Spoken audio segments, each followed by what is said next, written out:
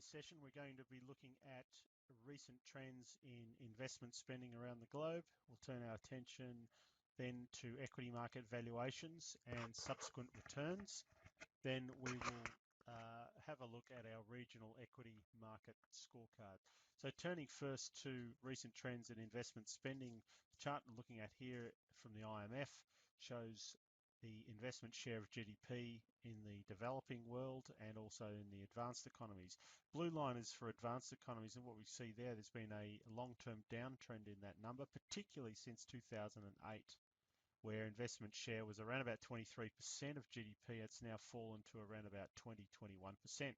At the same time, the emerging economies share has gone from 23 up to about 32%, driven primarily by the investment boom in China.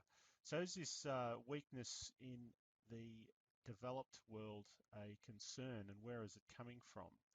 So I want to turn attention now just to look at some of the major economies in the developed world. The US real non-residential investment growth, that has slowed from around about 7 or 8% to around about 4% over the past 12 months.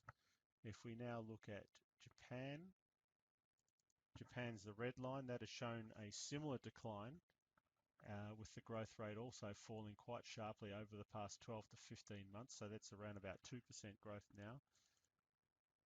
The European region, investment spending has been quite modest. That's a gold line at around about 2% over the past year.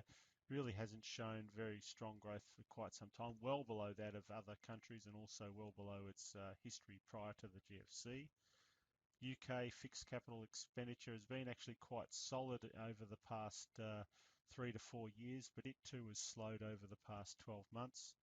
And then finally, Germany, which sort of fits in the middle of that band. So a couple of observations to make here.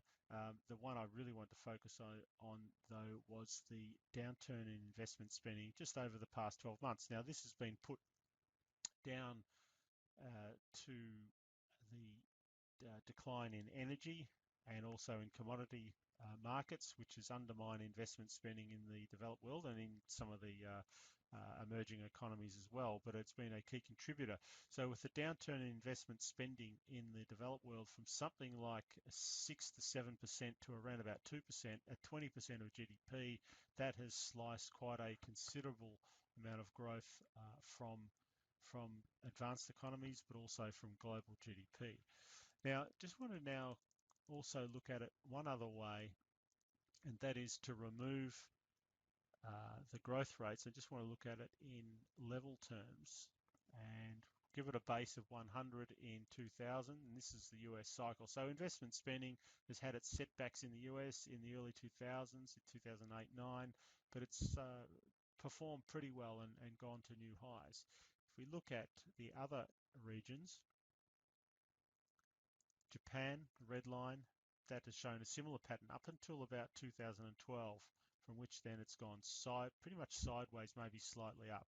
So it's been a very poor performance relative to that of the US.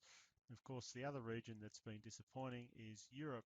Gold line never really recovered out of the GFC, and in fact has gone backwards over that period. So Europe has been a key detractor from investment spending in the advanced economies and globally. Now we want to look at some valuations, and we'll look at US equity market valuations. And what we've got here is we're looking at the returns from US equities and subsequent 10-year returns and PE ranges. So current PE in the US sits around about 25 times, and that's been associated with subsequent 10-year returns of anywhere between 0 and about 6%. So it's consistent, or current valuations are consistent with lower returns going forward. As you can see here, the line is downward sloping. The lower the PE, or the higher the PE, I should say, the lower the subsequent returns. What about for Australia? And for Australia, we tend to use trend EPS rather than the last 10-year moving average, as they would in a CAPE or a Shiller. And the reason for that is the last 10 years earnings in Australia have been elevated due to the very strong performance of the mining sector. So we're taking that out somewhat, and we come up with a PE on that basis of around about 16 times, which puts us in line with returns using the regression line of around about 4%. This is real 4 to maybe a little bit over.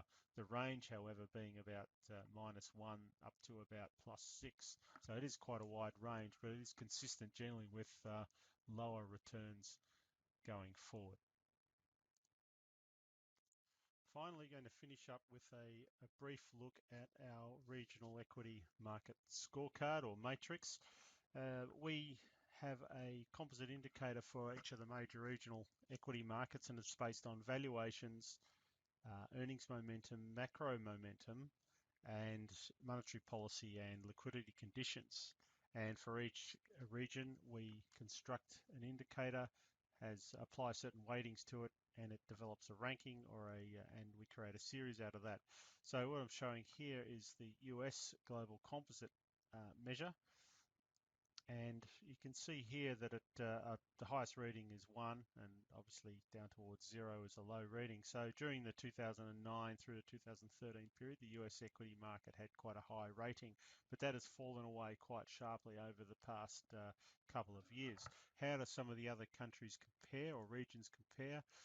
Japan, red line, that has gone from being a least favored, I think it was the least favored market during 2009 through to 2012 to the probably the most favored regional equity market now, driven partly by monetary conditions, also earnings momentum, and valuations have been also supportive. European ex-UK composite indicator, that's the gold line. That has gone, as you can see here, from an unfavoured position during 2013, but it's steadily moved up, certainly during the latter part of 2014, to be one of the favoured regions. And EM, we use EM, that's the green line. That has, by and large, been one of the least favoured regions from about 2011, even back to 2010. It was towards the bottom of the pack.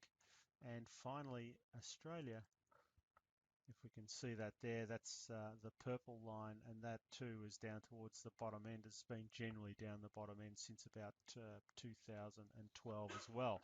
So our preferred markets, regions on the basis of our global composite indicator are Japan, followed by Europe.